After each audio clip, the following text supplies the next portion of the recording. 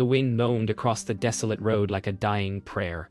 Dust swirled in lazy circles, glinting in the pale dawn as a lone traveler trudged onward, his boots whispering against forgotten stones. No banners hung here, no voices called. Only the echo of his own breath kept him company. He came seeking silence and found something watching him instead. The first inn loomed ahead. Black timbers bowed with age, its windows unlit, its sign creaking though no wind moved it. Yet as he stepped inside, his pulse froze. Upon the counter, drawn clear in a film of ancient dust, was his name. Perfectly spelled, as if traced by a finger moments before. His heart thudded once. Who walked before dawn if no one survived the night? He waited in silence, listening for any sound of life. A step, a whisper, a breath. None came. The inn was a tomb of echoes. Cobwebs swayed gently in the rafters as if stirred by something unseen. On a table, a candle had burned itself to a nub long ago, leaving only a pool of hardened wax shaped like a teardrop. His thoughts circled the same dread. Someone knew his name. The letters had been traced not in haste but with care, the way a priest might write on holy parchment. He turned to the stairs, certain he heard them creak, though no one climbed. He found a book half buried under dust on the counter. Its pages had fused together, stiff with age, yet on the first clean page was an empty space where a name should have been written. The ink pot beside it was dry, but a quill lay waiting, pointing toward him. A whisper brushed his ear, not sound, but a thought. "Write, and the road shall remember you."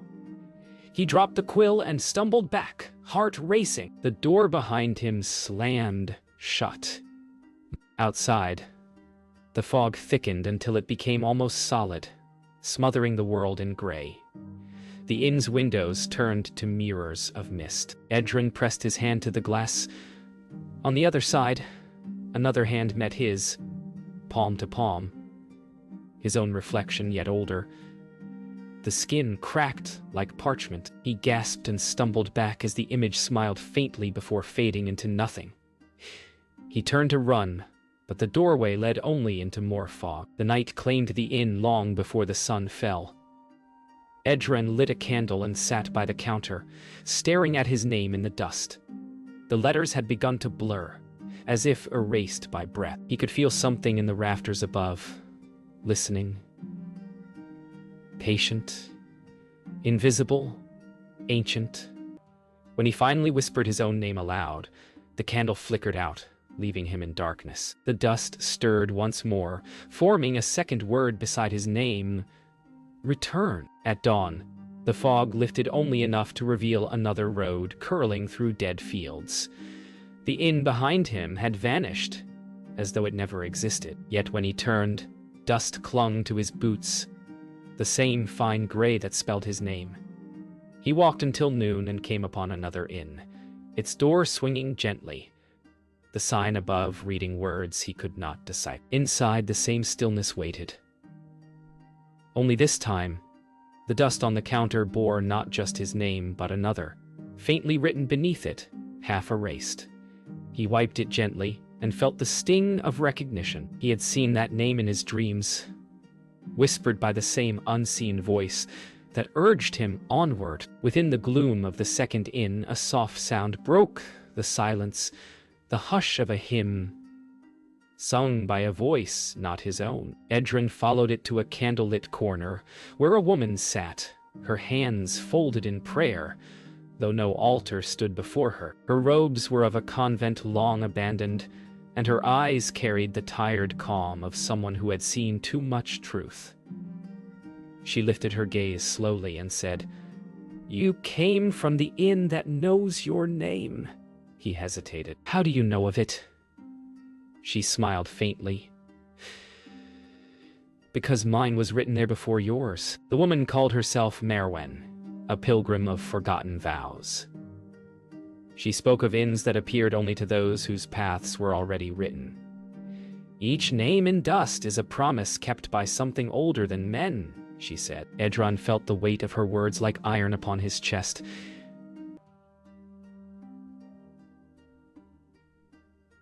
She told him that her name had faded days ago, meaning her journey was nearing its end. His, however, grew darker with each step. "You carry ink that remembers," she murmured, "and ink that remembers cannot forget." Night fell before they realized how long they had spoken. The inn seemed to breathe around them, wood creaking as if alive, rafters shifting above their heads. Merwen drew a symbol in the dust between them, a circle broken by a single line. "The sign of those who try to change their written road," she said. "All who bear it vanish before reaching the sea." Edron brushed his hand over it in disbelief, and the dust clung to his skin, shaping the same mark unbidden upon his palm. The candles dimmed, though neither had touched them. When dawn broke, they found the inn empty again.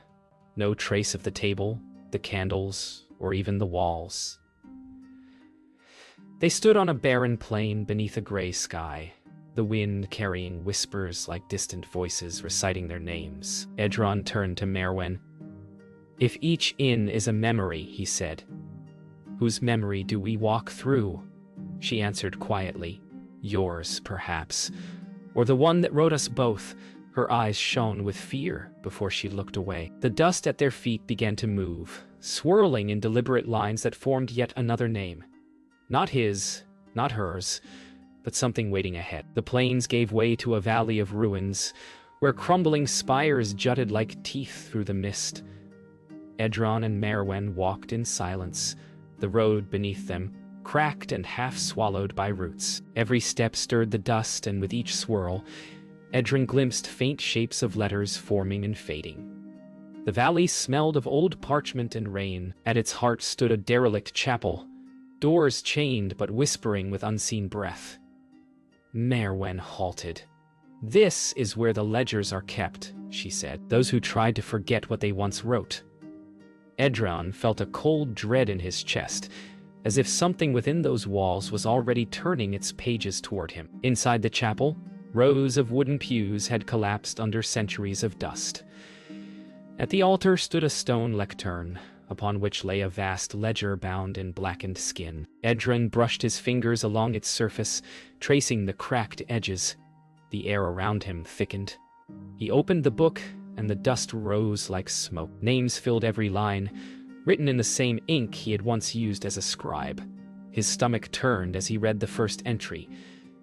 Edron Vale. Below it, smaller letters appeared as if still being written, walks toward his own remembering. He slammed the ledger shut, but the ink bled through the cover, spelling his name once more. Merwen stepped closer, her voice barely more than a whisper. "You wrote for kings once," she said, "and your words bound more than their laws." Edron's eyes widened. He remembered the forbidden work. The Book of Dust commissioned by a dying monarch who sought to trap memory itself. Each name written within had turned to dust by dawn, as if the ink had consumed their souls. "You still carry that ink," Merwen said, her gaze fixed on his satchel. "And it still writes when you sleep." His trembling hand went to the bag, and he felt the cold weight of the ink vial, unbroken after all these years. The chapel trembled as if in answer to her words. Pages tore themselves from the ledger and scattered through the air, fluttering like wounded birds. The ink upon them glowed faintly before sinking into the dust that blanketed the floor.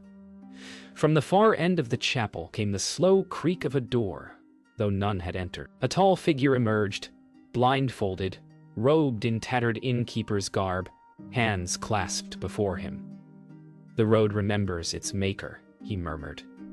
His voice was calm, almost kind, yet it made Edron's bones ache. "You wrote names in dust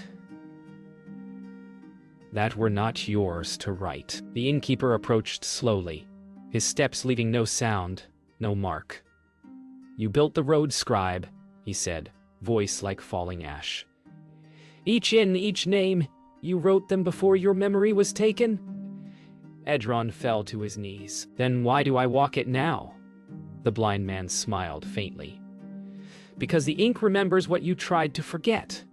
The candles flared, their flames bending toward Edron, as if drawn by his breath. The dust on the floor began to move again, swirling into letters that spelled a single word: continue. The road no longer wound through land but across silence. Days and nights blurred as Edron and Merwen walked toward the farthest horizon, guided by nothing but the whisper of wind and the faint shimmer ahead. A mirage that refused to fade. The air grew colder, and frost began to cling to the dust beneath their boots. Merwen spoke little, though sometimes she looked at him as if seeing someone else in his place. At last they reached a ridge where the world fell away into endless brightness. An ocean frozen solid, its surface shining like polished glass, reflecting a sun that hung too low and too still. Edron's breath caught. The sea had no tide, no scent of salt. Only the faint echo of his own name drifting over it. They descended carefully onto the glassy plain. Beneath the clear surface, shadows drifted like slow smoke, shapes of forgotten buildings, perhaps, or the remains of those who had walked before. The silence pressed on them until their own breath sounded foreign. Merwen knelt, pressing her palm to the surface. "This is where they all end," she whispered. "Every name finds its reflection here." Edron did the same, and beneath his hand, faint letters appeared in the frost, spelling his name once more, then hers beneath it. He looked at her sharply. "How long have you known?" Her eyes filled with tears. "Since the first inn," she said. "It was my duty to lead you back." The truth struck like lightning through Edron's mind. Every inn, every whispered word, every dust-born name, all of it had been part of his repentance. He had written the names of the doomed in ink meant to preserve memory, and now he walked through the pages of his own creation, reliving the road he had designed. Merwen stepped closer. "You cannot change what's written," she said. "But you can end the writing." She opened her palm to reveal the small glass vial he had thought long lost, the ink he once used. "Break it, and the dust will sleep again." Edron hesitated, the vial cold in his fingers. "If I destroy it," he whispered, "will I vanish too?" Merwen looked away. The road cannot keep what was never meant to walk it. He tightened his grip until the glass trembled. For a heartbeat, the frozen sea beneath them rippled, a soundless shiver through endless ice. The reflection of the sky darkened, clouds gathering where none had been. A voice echoed from below, deep and slow. "You cannot unwrite the written." Edron staggered as the glass began to crack beneath their feet, the letters of their names glowing brighter beneath the surface. In one final breath, Edron threw the vial onto the ice. It shattered in silence, black ink spreading like a living shadow across the frozen plain. The glass sea groaned, then fell still. The air grew calm. Too calm. Merwen smiled faintly, her outline beginning to fade like mist. "You have freed us all," she said, her voice distant and echoing. He reached for her, but his fingers touched only cold air. Then from beneath the ice came the whisper of countless voices sighing in release. Edron looked down one last time, and where his name had glowed, it slowly dissolved into nothing. The ink had vanished, but the world did not end. The sea of glass melted into mist beneath Edron's feet, carrying him to land that should not exist. A dark forest where every tree seemed carved from black stone. The air thrummed softly, alive with the hum of unseen wings. He walked until he found a path of ancient cobblestones leading to yet another inn, larger than any before. Its walls pulsed faintly, as though breathing. The windows blinked with dim light, and the door opened by itself, exhaling a long sigh. Edron hesitated. The sound within was not the wind this time. It was whispering. Hundreds of voices speaking in the same tone, all his own. He stepped inside. The walls moved subtly, breathing in rhythm with his heartbeat. The tables and chairs looked carved from bone rather than wood, and the chandeliers above were built of rusted quills dripping molten wax. On the far wall hung a mirror covered in dust. Edron approached, every whisper in the air echoing a fragment of his past words, the sentences he had written for others, now recited back to him. When he wiped the mirror clean, it did not show his reflection. Instead, it revealed the inns he had passed, each flickering like a memory caught in a dying flame. And in the center of them all stood himself, still walking. From behind the mirror came a voice, calm, old, and familiar. You wrote names into dust and bound yourself between them. The mirror rippled like water. The reflection of Edron stepped forward, now bearing eyes black as ink and a faint smile that did not belong to him. You wanted remembrance, not mercy, the reflection said. Now the dust remembers for you. Edron stumbled back, but his twin stepped through the glass, standing before him in perfect silence. The air thickened, heavy with dread. Two Edrons faced each other, one made of flesh, one made of memory. The reflection spoke in a whisper that filled the room. You cannot escape your own hand. As it moved, the walls contracted, breathing faster, dust raining from the rafters like falling snow. Edron drew the quill that hung from his satchel, the same tool that had written the first name long ago. Then I'll write no more, he said. He struck the floor with it, snapping its tip. The reflected self screamed, its voice echoing through every wall. Cracks spread across its face like shattered glass, and black dust poured from its mouth, twisting upward into the air. Silence returned as suddenly as it had left. The reflection was gone, and the inn no longer breathed. The walls stood still, frozen mid-pulse, their glow fading into cold stone. Edron sank to his knees, exhausted, dust falling gently over him like ash. In the center of the floor lay a new word, traced in fine gray powder. Remember. He stared at it for a long time, feeling no fear, only a quiet acceptance. Then, I will, he murmured, rising slowly. Outside, the forest began to dissolve into light, and he stepped forward into it, leaving the still inn behind, as if it had finally exhaled its last breath. Edron walked beneath a sky that no longer changed. The world had become a pale horizon of drifting ash, the forest and road both gone. His every step left no print, as if even the dust refused to remember him now. Far ahead shimmered a single shape, a tall archway of stone standing alone in the wasteland. Through its hollow frame glowed faint light, like dawn seen through glass. He approached slowly, hearing faint echoes of his own heartbeat magnified around him. The archway bore carvings of quills, books, and nameless faces, each expression frozen in silent pleading. This is where the ink ends, he whispered, though his voice sounded like someone else. Beyond the arch stood a great hall of mirrors, each one clouded by time. The air shimmered with faint whispers, and the floor was coated in fine dust that reflected faintly like frost. Edron stepped closer to one mirror, brushing its surface clean. His reflection stared back, older, hollow-eyed, streaked with the same dust that filled the room.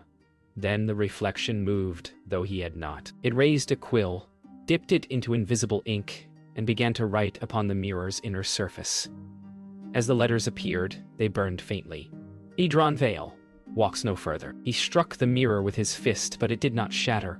Instead, the glass rippled like water, and the reflection reached out, grasping his wrist. Cold shot through his veins, and for an instant he saw memories flood back.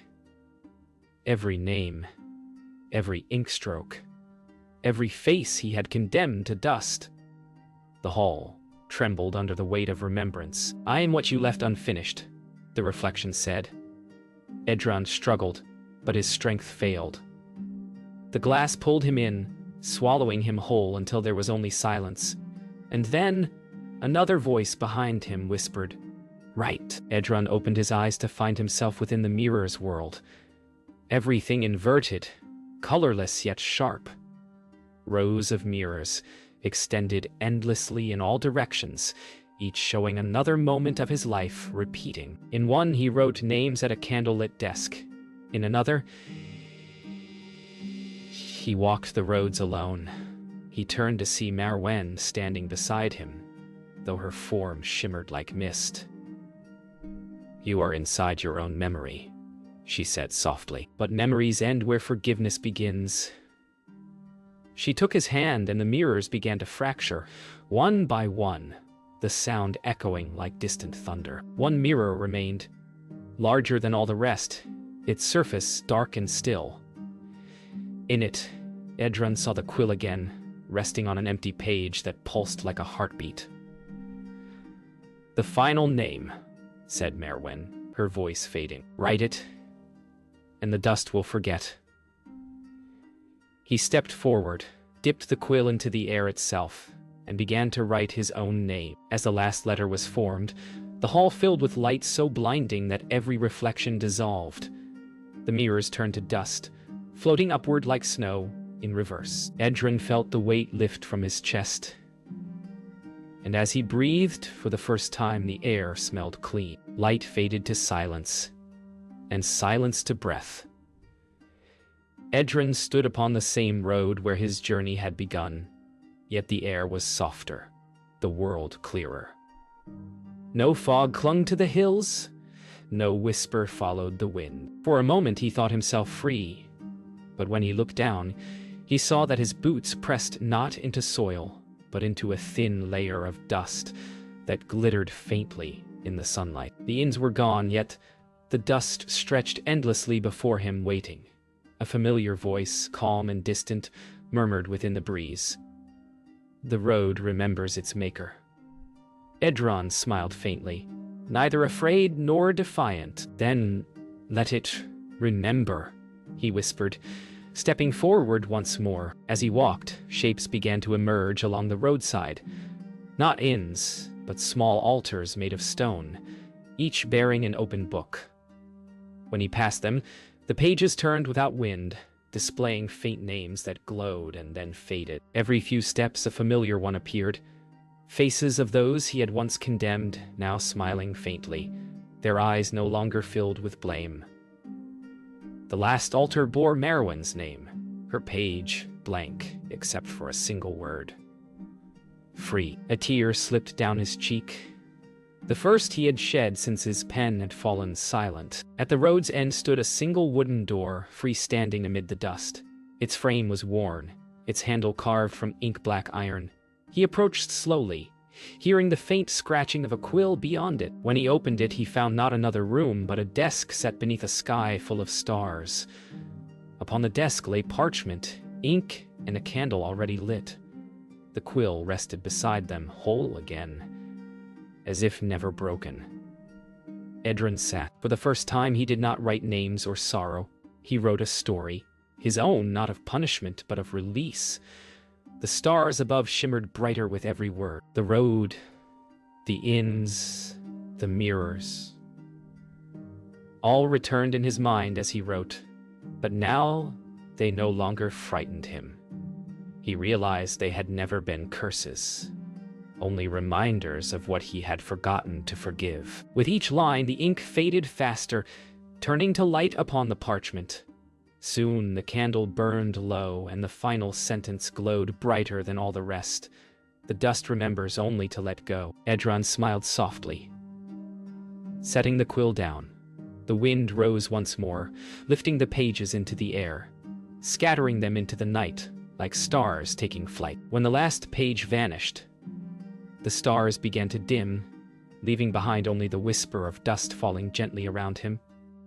It settled on his shoulders, soft as snow. Edron closed his eyes, and for a moment he felt every life he had written, not as ghosts, but as memories forgiven.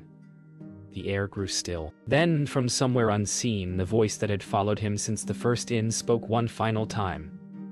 "Your story is finished. His smile deepened as the world around him faded into light, carrying both ink and dust into endless quiet.